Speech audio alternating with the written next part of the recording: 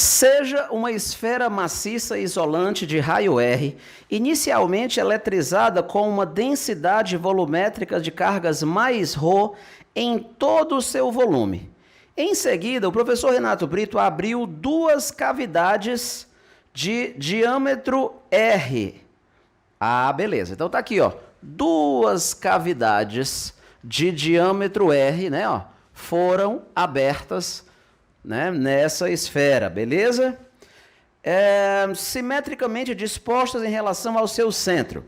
Determine a força elétrica que vai agir numa carga pontiforme mais Qzinho colocada no centro da cavidade da esquerda. Então vamos lá. Então a ideia aqui é a seguinte, olha. Aqui nesse ponto temos uma carga elétrica mais Qzinho. Eu estou querendo saber quanto é a força elétrica que vai agir nela, entendeu? Então eu vou calcular quanto é o campo elétrico que essa configuração de cargas produz aqui nesse ponto. Essa configuração vai ser obtida por uma superposição, que a gente já usou numa questão anterior. Você lembra? Renato Brito, aí como é que é? Essa configuração com duas cavidades vai ser o resultado da superposição, ó, dessa configuração, que tem uma única cavidade, superposta com o que, Renato? Com uma esfera, né, de densidade volumétrica negativa menos ρ, exatamente nessa outra posição, né? É intuitivo que se eu pegar essa esfera negativa e eu colocar bem aqui assim, ó, eu vou conseguir simular, então, essa outra cavidade. Renatão, então, moral da história que eu vou pensar, então, da seguinte maneira, ó.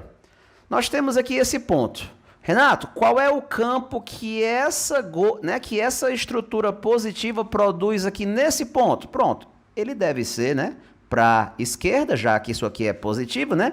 E tu se lembra que essa configuração aqui produz nessa cavidade um campo elétrico uniforme, né?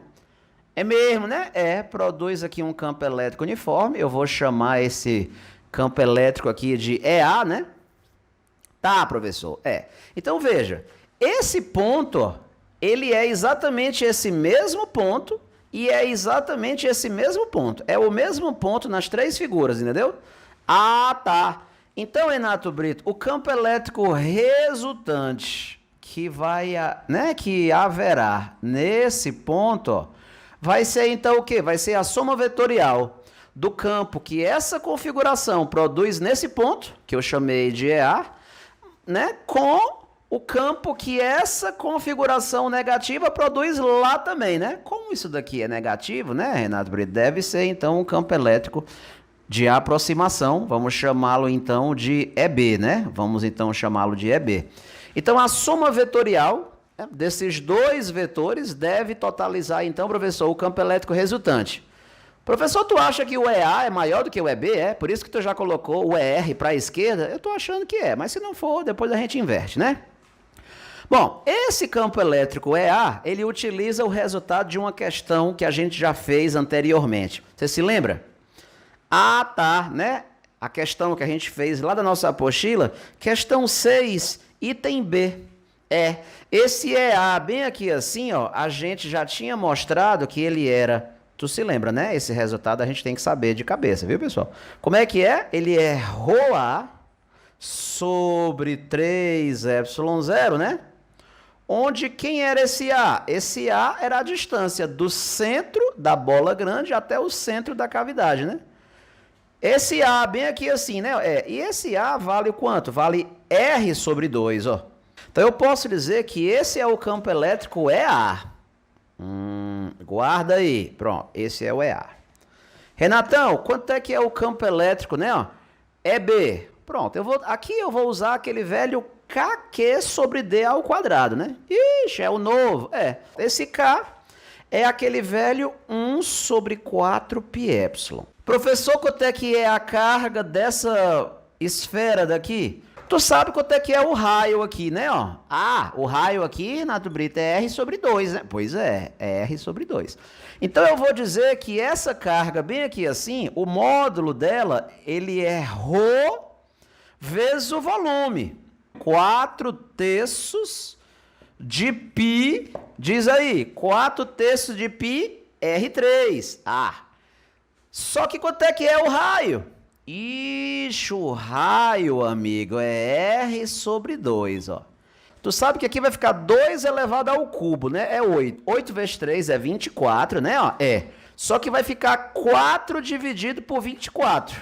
Ah, então vai dar o quê? Cara, então vai dar 1/6, né? Isso, pronto. Então, o que é isso aqui? É a carga dessa bichinha aqui, ó. Aí eu vou colocar aqui, né? KQ sobre a distância ao quadrado.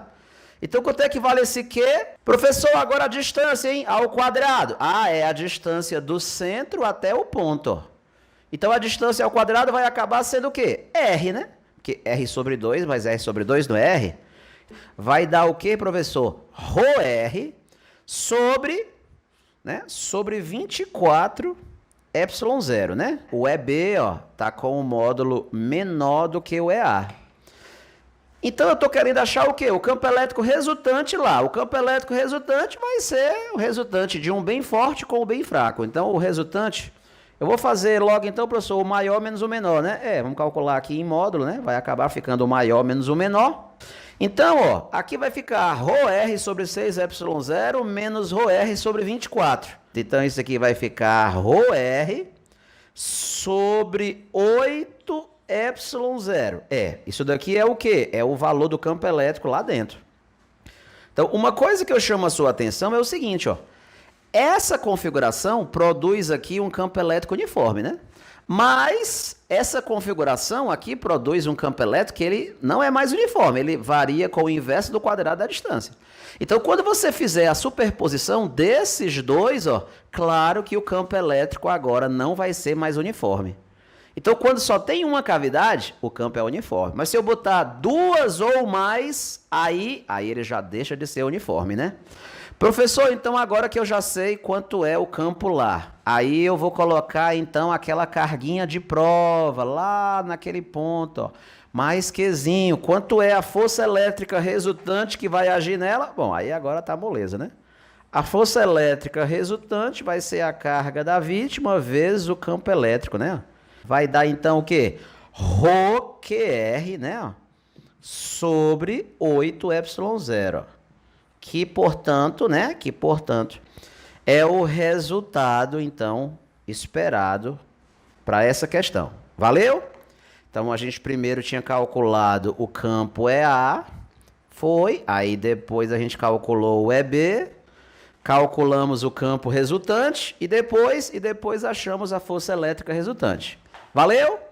Massa, né? Questãozinha muito legal, interessante mesmo. Vou até sair do meio, porque eu sei que você quer bater aquele print, né? Ah, Maria, eu adoro um print. Pois pronto. Tranquilo, meus amigos? Então, muito obrigado aí, né, pela participação, por você estar fazendo o meu curso de Lei de Gauss do campo elétrico. E aí eu queria pedir que você me ajudasse na divulgação desse curso. Claro, você participa de redes sociais, tem o grupo de WhatsApp dos seus colegas, então você pode divulgar. Pessoal, eu conheci um curso de Lei de Gauss legal, porque o Renato Brito faz tudo, né? Com muita clareza, muita didática e não usa derivada nem integral. Com certeza as pessoas vão gostar do fato de não usar a derivada integral. Tranquilo?